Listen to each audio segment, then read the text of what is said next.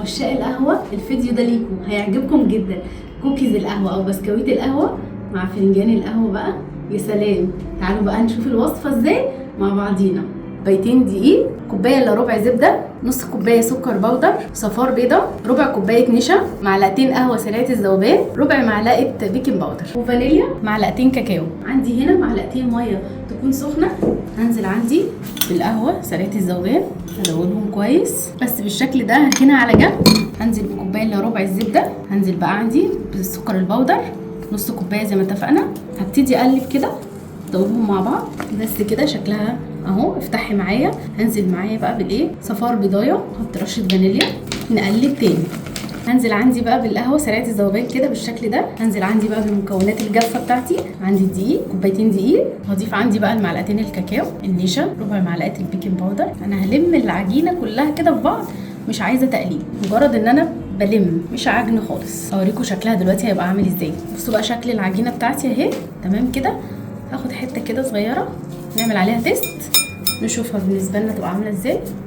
بصوا العجينه بتاعتي حلوه، ملمسها كويس جدا، مش يابسه وبعدين ما بتشققش معايا اهي.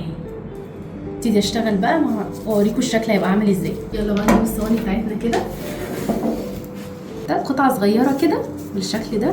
القطعه صغيره يا دوبك هي على قد القطمه كده، تبقى حلوه قوي يعني، تبقى لذيذه. شكل حبات البن كده. هخلص كل التشكيله بتاعت العجينه بتاعتي وارجع لكم تاني.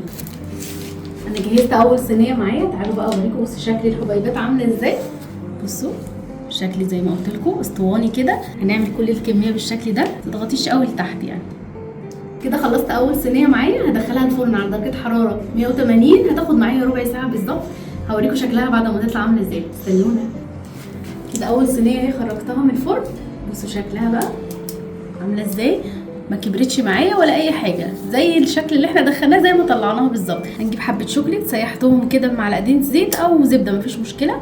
هنزل بس ايه نص كده الكوكيز بتاعتي دي. شايفين شكلها. هسيبها بقى لما ايه ينشف الشوكليت اللي عليها وبعدين نقدمها.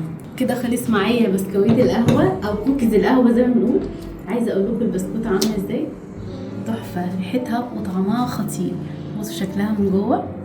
وبكده تكون خلصت وصفتنا النهارده. ما تنسوش لو عجبكم الفيديو تعملوا لايك وشير وفولو. باي باي.